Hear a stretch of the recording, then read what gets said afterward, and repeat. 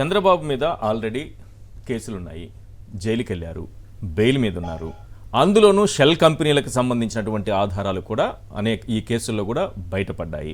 దుబాయ్లో డైరెక్ట్గా డబ్బులు తీసుకున్నారనే అంశం కూడా ఇందులో బయటపడింది.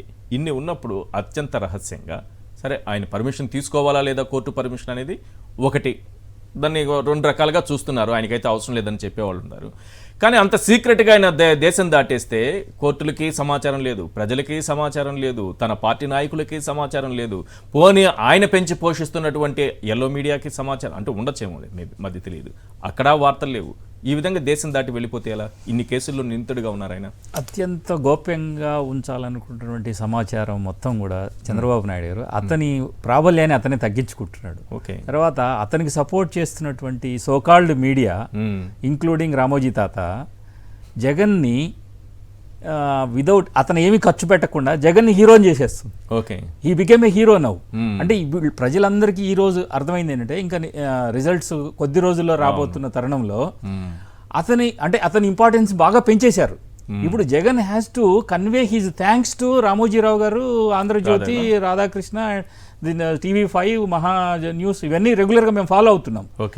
ఎంత చక్కగా వివరిస్తున్నారంటే అసలు ఆయన ప్రయాణం గురించి కానీ, తర్వాత ఆయన ఎక్కడెక్కడ ఆగాడు, ఎక్కడెక్కడ ఎన్ని పడకల దీంట్లో ఉంది. మరి ఇప్పుడు చంద్రబాబు నాయుడు గారు వెళ్ళిన ఫ్లైట్ సామాన్య ప్రజలు వెళ్ళేటువంటి ఫ్లైట్లో కూర్చొని వెళ్ళాడా, లోకేష్ వెళ్ళింది ఎలాగ వెళ్ళాడు, వీటి గురించి వాళ్ళు ఇదివరకు నేను ఉమ్మడి ఆంధ్రప్రదేశ్ ఉన్నప్పుడు ఈనాడుని మనం నమ్మేవాళ్ళం. అవును, ఈయన చంద్రబాబు గారు ఒక కారులో ఆయన కాన్వాయ్తో వెళ్తుంటే మున్సిపల్ కార్పొరేషన్ వ్యాన్ పైన పట్టా కప్పలేదని చెప్పి పట్టాలు కప్పితే బాగుంటాయి కదా అన్నిటిపైన చీఫ్ మినిస్టర్ గారు సలహా ఇస్తే ఆ సలహాను పాటించారని చెప్పి ఈనాడులో రాస్తే మేమంతా నమ్మాం. చీఫ్ మినిస్టర్ కాన్వాయ్ వెళ్తుంటే మున్సిపల్ కార్పొరేషన్ వెహికల్, చెత్త తీసుకునే వెహికల్ రోడ్డు మీద ఉంటుందా సార్? ఆ కాలంలో 20 ఏళ్ల కిందట మేము స్టూడెంట్స్ గానో లేకపోతే మేము చిన్న యంగ్ పిల్లలుగా ఉన్నప్పుడు మేము ఆయన రాసినటువంటి రాతలన్నీ నమ్మేవాళ్ళం. సో అదే విధంగా జనాల్ని నమ్మబలకడం అనేది వాళ్ళ వృత్తి అయిపోయింది. సో వాళ్ళలో ఉన్నది అసహనము, అసూయ, ద్వేషము, తర్వాత వాళ్ళు ఒక పర్టికులర్ వర్గానికి వాళ్ళు గిరిగీసుకుని కూర్చుని దీన్ని మనం సాధించాలి, ఈ రాష్ట్రాన్ని మనం సాధించాలి, ఇక లేకపోతే మనకు ప్రాణం లేదు, ఇక లేకపోతే మనకి జయం లేదు, మనం చచ్చిపోతాం అనేటువంటి పరిస్థితుల్లో ఈ విధంగా చేయడం వల్ల జగన్ యొక్క ఇంపార్టెన్స్ని, తర్వాత ఆ పర్టికులర్ పార్టీ యొక్క ఇమేజ్ని విపరీతంగా పెంచేశారు. తర్వాత ఇప్పుడు ఇంకొక కొత్త టెక్నిక్ ఒకటి నేను రీసెంట్గా ఫ్రెండ్స్ ద్వారా విన్నాను. వాళ్ళే పందెం కడతారు. ఇదిగో దీంట్లో ఇదిగో ఇన్ని సీట్ల కంటే వీళ్ళకి ఎక్కువ రావు, మీరు రూపాయికి నేను 2 రూపాయలు ఇస్తాను. వాళ్ళు ఏం చేస్తారంటే రహస్యంగా మళ్ళీ వెళ్ళి బినామీల ద్వారా అదర్ సైడ్ మళ్ళీ పందాలు కడతారు. ఈ విధంగా చేసి అంటే లూటీ చేయడం, మైండ్ గేమ్ ఆడి లూటీ చేసి వీళ్ళు ఎన్నికల్లో ఏవైతే పోగొట్టుకున్నారో డబ్బుని, ఆ ఎంటైర్ డబ్బుని కొందరు ఏజెంట్ల ద్వారా వాళ్ళు సంపాదించడానికి ప్లాన్ చేసి మొత్తానికి ఒక ఎగ్జాంపుల్ చెప్తాను సార్. టీడీపీ ఎమ్మెల్యే క్యాండిడేట్ తన బినామీల ద్వారా 7 ద్వారా, ఆయనేమో వచ్చేదేమో కూటమి అని ప్రచారం చేసుకుంటూ 7 ద్వారా ఒక్కొక్కరు 10 కోట్ల రూపాయల లెక్కన 70 కోట్ల రూపాయలు బెట్టింగ్ వైఎస్ఆర్సీపీ గెలవబోతుందని పెట్టించాడు. ఏంటని వాళ్ళు అడిగితే, అతని దగ్గర ఉన్న ఎవరితో పెట్టించారో వాళ్ళు అడిగితే, మనం ఎలాగూ పోతాము, ఖర్చు పెట్టిన డబ్బులు తిరిగి రావాలంటే వైఎస్ఆర్సీపీ మీదనే పెట్టాలి అని అన్నారు. అది కరెక్టే. ఇంకొక సమాచారం ఏంటంటే ఆయనకి అతి దగ్గరగా ఉన్న వాళ్ళు సార్ మనం ఇచ్చినటువంటి ప్రామిసెస్ అన్నిటికీ ప్రచారం అంతా ఇది టీడీపీ కూటమి గెలుస్తుందనే ప్రచారం అంతా కేవలం బెట్టింగ్ల కోసమే. ఇది కేవలం బెట్టింగ్ల కోసం. నా దగ్గర సాక్ష్యాలు కూడా ఉన్నాయి. ఉన్నారు మన వాళ్ళు, కొంతమంది ఉన్నారు, ఆ సమాచారం సేకరించిన వాళ్ళు కూడా ఉన్నారు. ఇంకో సంగతి ఏంటంటే ఇప్పుడు వీళ్ళు గెలుస్తామనేటువంటి సమాచారం వీళ్ళకు ఉన్నప్పుడు వాళ్ళ వైపున వాళ్ళే కట్టుకోవచ్చు కదా. అవును, ఇవన్నీ కూడా వాళ్ళు ఆడుతున్నటువంటి దొంగ నాటకాలు. ఈ దొంగ నాటకాలకి ప్రజలు ఎవరు బలి కావద్దనేటువంటిది మీ మీడియా ద్వారా నేను చెప్పాలనుకున్నా. సామాన్య ప్రజలు, మిడిల్ క్లాస్ పీపుల్ చాలా మంది వాళ్ళ ఈ రోజు ఒక దాంట్లో చూసాం, 2 ఎకరాల పొలం కట్టాయంట ఒక ఆయన. వాళ్ళ తాతల నుంచి వచ్చిన ఆస్తిని 2 ఎకరాల పొలాన్ని పలానావాడు గెలుస్తాడు, పలానావాడు గెలవడు అని చెప్పి కట్టాయంట. సో ఈ విధంగా కొన్ని వేల కోట్ల రూపాయలు ఈ యొక్క ఎలక్షన్స్ వల్ల, వాళ్ళ యొక్క దందాల వల్ల పోగొట్టుకునేటువంటి ఛాన్స్ ఉంది. మీరెవరు వాటి జోలికి పోవద్దు, మీరెవరు ఆ భారీన పడవద్దు అని చెప్పి మీ ద్వారా చెప్పాలనుకున్నాను నేను. ఇంకోటి, చంద్రబాబు నాయుడు గారి యొక్క ప్రచార సరళి ఎట్లా ఉంటుందంటే ఇప్పుడు మీరు చూసారు, అసలు ఇక్కడ సింపుల్ అండి.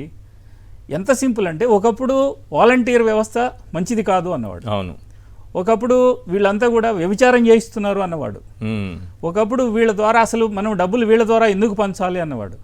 అదే లోకేష్ ఓపెన్గానే ఇక నుంచి మన ఇది వాళ్ళ సమాచారం ద్వారానే మనం పంపించాలి, ఎవరైతే ఈ వాళ్ళ కమిటీలు ఉన్నాయి కదా వాళ్ళ అంతకుముందు వాళ్ళు పెట్టిన కమిటీల ద్వారానే ఉంటుంది, ఇక వాలంటరీ వ్యవస్థ ఉండదు అని చెప్పినవాడు.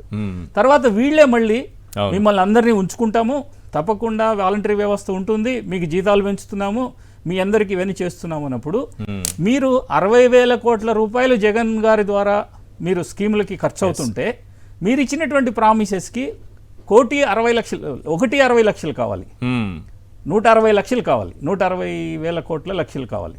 అటువంటిప్పుడు మీరు ఎక్కడి నుంచి తేగలుగుతారు? మీరు సమాధానం చెప్పగలుగుతున్నారా? మీరు సంపదను సృష్టిస్తామంటే సంపదను సృష్టించడానికి కావాల్సినటువంటి మార్గాలు ఏమున్నాయి ఇక్కడ? ఒక 5 ఏళ్లలో మీరున్నటువంటి 5 ఏళ్లలో ఆ అంత సంపద ఒకేసారిగా ఎట్లా వస్తుంది? అంటే మీరు ఏమైనా బెట్టింగ్ ద్వారా సంపాదించిన దానిలో తీసుకొచ్చి ఇక్కడ ఖర్చు పెడతారా? ఇవన్నీ కూడా మీరు చెప్పాలి, సమాధానం చెప్పాల్సిన అవసరం ఉంది, ప్రజలకు అవసరం ఉంది.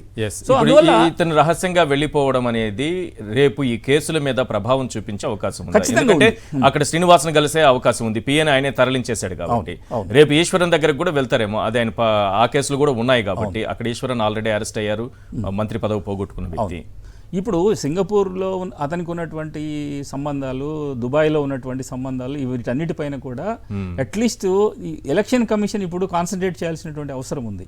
ఎలక్షన్ కమిషన్ వీటిపైన కాన్సన్ట్రేట్ చేయడమే కాకుండా ఇప్పుడు వాళ్ళు సే ఫర్ ఎగ్జాంపుల్ ఎలక్షన్కి ముందు వీళ్ళందరినీ కొంతమంది ఆఫీసర్స్ని తొలగించినప్పుడు పోలీసు వాళ్లే వెళ్ళి కొంతమంది వ్యక్తుల ఇళ్లపైన లేకపోతే పోటీ చేసేటువంటి వ్యక్తుల్నే క్యాండిడేట్స్ని ఇళ్లలోంచి బయటికి రావద్దు మీరు అని చెప్పి నిర్బంధం పెట్టడం. క్యాండిడేట్గా ఉన్నప్పుడు అతను వెళ్ళి ప్రచారం కాకపోయినా అట్లీస్ట్ సూపర్వైజ్ చేయడానికి కూడా అతనికి పర్మిషన్ ఇవ్వకపోతే అంటే అతను ఓడిపోవాలని చెప్పి మీరు నిర్ణయించారా ముందే? తర్వాత మనం తాడిపత్రి విషయంలో చూసాం, పోలీసులే వెళ్ళి సీసీ కెమెరాలు పగలగొట్టారు. ఇవన్నీ కూడా మీరు అన్నట్టుగా బావా మరదల వదిన మరిది కలిసి వాళ్ళు ఆడినటువంటి నాటకంలో ఎలక్షన్ కమిషన్ పావుగా మారిందేమో అని చెప్పి అనిపిస్తుంది. నౌ అట్లీస్ట్ ఇప్పటికైనా ఎలక్షన్ కమిషన్ వాళ్ళ చిత్తశుద్ధిని నిరూపించుకోవాలంటే ఈ సిట్లో వచ్చినటువంటి విషయాలన్నింటినీ కూడా కూలంకషణంగా బయట పెడితే కూడా ఇంకా బాగుంటుంది. ఎవరెవరు దీంట్లో ఇన్వాల్వ్ అయి ఉన్నారు, వాళ్ళ ఇన్వాల్వ్మెంట్ ఎంతవరకు ఉంది? ఇప్పుడు అలాగే చాలా మంది క్యాండిడేట్స్ని ఇబ్బంది పెడుతున్నారు. ఎస్పీలను మార్చారు, వీళ్ళందరినీ చాలా మందిని మార్చారు. ఎందుకు మార్చాల్సి వచ్చింది? మార్చిన తర్వాత ఆ వ్యక్తులు ఏం చేశారు, ఆ పర్టికులర్ ఆఫీసర్స్ ఏం చేయగలిగారు? వీటన్నిటిపైన కూలంకషణంగా తర్వాత ఈ వాళ్ళ సిట్ రిపోర్ట్స్ వీరు అనుకున్నట్టుగా 1 డేలోనో 2 డేలోనో జరిగేది కాదండి. సిట్ రిపోర్ట్ రావాలంటే అట్లీస్ట్ కనీసం 1 వీక్ 10 డేస్ అని వాళ్ళకి టైం ఇవ్వాలి. టైం ఇస్తే వాళ్ళు కూలంకషంగా ప్రాథమిక నివేదిక అనుకోవాలి. అంతే కదా, అంతే రైట్. ఇంకా డెప్త్కి వెళ్ళి ఇంకా తీస్తే ఇంకా చాలా విషయాలు బయటకు వస్తాయి.